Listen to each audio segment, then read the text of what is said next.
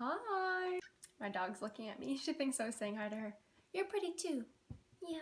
So when you read a book, the weight of its impression can vary depending on some different factors. You could be crying tears of joy or bumping your fist triumphantly that you've defeated the giant beast of a book that you've been hauling around for your purse for the past few weeks and you're starting to get Schwarzenegger-like muscles, so that's a win! You could be furious. I've thrown many a book in my time. You could be sad and desolate. I can't say for sure how I felt reading this book. All I know is one moment I was reading, and the next I was consumed by penetrating horror and shaking in a corner with a bottle of whiskey.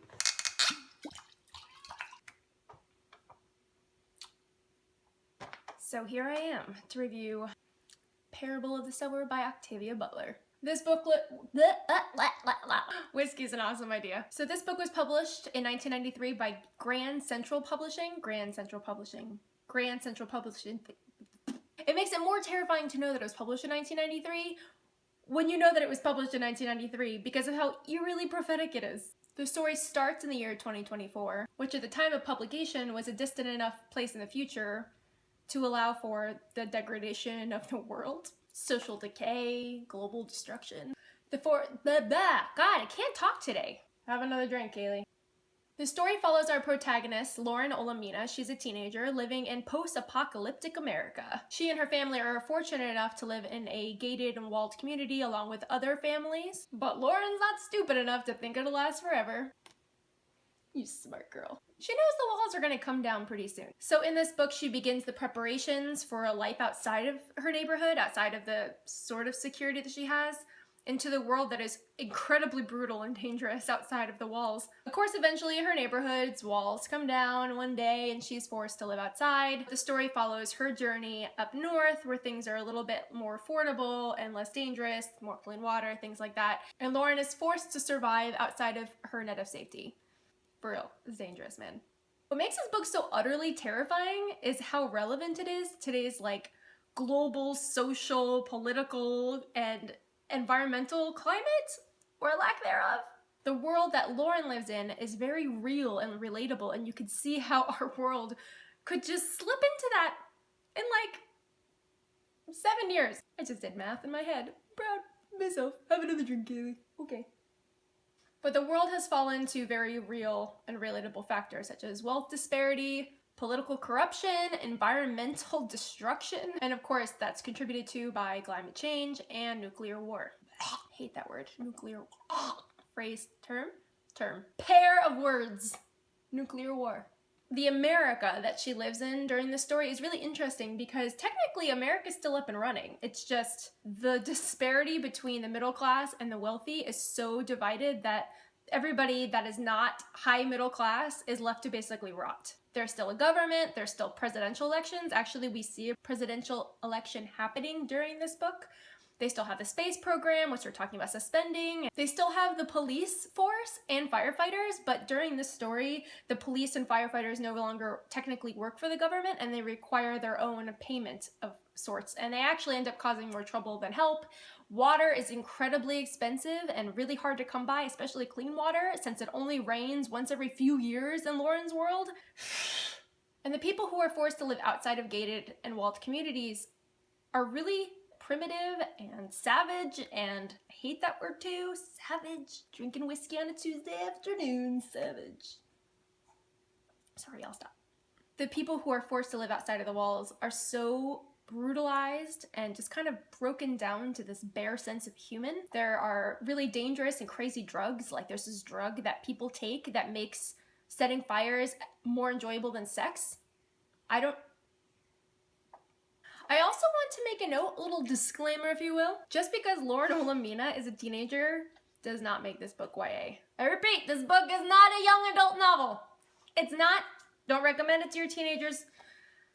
Don't do it. There is sex and drugs and killing and rape, and gender and age are not discriminated against in this book. I had to put the book down several times just to quell my nausea. And in a world that is often kill or be killed, the writer leaves little to the imagination, hence the whiskey. So this book is technically science fiction, but really the only science fiction aspect of it is that our protagonist, Lauren, has a condition called hyperempathy, and it's basically where she shares the pain and pleasure of everyone around her in her like immediate surroundings. And since there's not a whole lot of pleasure to be had in this horrific world, she experiences a whole lot of pain.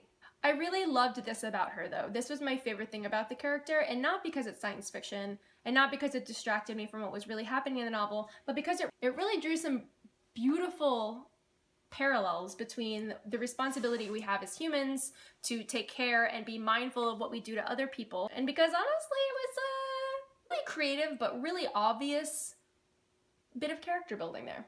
I will say also, the thing that I didn't really like about this book, don't you dare move my tripod! I have it in the perfect spot! Okay, so what I didn't like about this book. There's a formidable religious and spiritual kind of undertone to this. And before everybody like jumps on my back about not being a fan of the religious side note / general underlying of the story, I am not a religious person. I'm not. But I will say that the religious aspect of this has really nothing to do with any real religion today, although maybe somebody made it a religion now because of the book, or maybe Octavia Butler made this religion, I don't know. Throughout the book, Lauren creates a new religion, which she has dubbed Earthseed. Hey! I know, I want to make my food cook. And I'm back. My wife came home for lunch. Although I will say that it is a good sign that this marriage will work out since she did not frown upon my day drinking. Lauren is the daughter of a Baptist preacher. He is the preacher of the local community church and the other communities around. But this book is written in a diary format, so it's not as like straightforward as you might think. It's not Dear Diary, today I saw a man being eaten alive, but it is more of her sort of daily collective experience. Though actually no, she does say that she sees people be eaten, but she starts forming this new religion or faith or philosophy, and she dubs it Earthseed. Her main belief in this religion, Earthseed, is that basically God is change, and everything and all of her ideas revolve around this idea throughout the entire novel. Each entry begins with a short poem having to do with the philosophy of her Earthseed expedition. Many people seem to love the religious aspect of this book, but it wasn't a highlight for me. But I really wanted to see more of her tenacious nature in the outside area of her community, and her experience with this postmodern world and the people she encounters along the way. Overall, I gave this book 4 to 5 stars, although I think I would have given it 3.5 if Goodreads allowed such foddery. The book lacked resolution for me, but I guess that maybe if I wanted to have full resolution, I should read the sequel called The Parable of the Talents, but I'm not sure I'm going to pick it up anytime soon, just because I feel like this book did a number on my psyche and really kind of stirred up the muck for me, especially given what's going on in the world today. If you read this book, please tell me how you feel about it.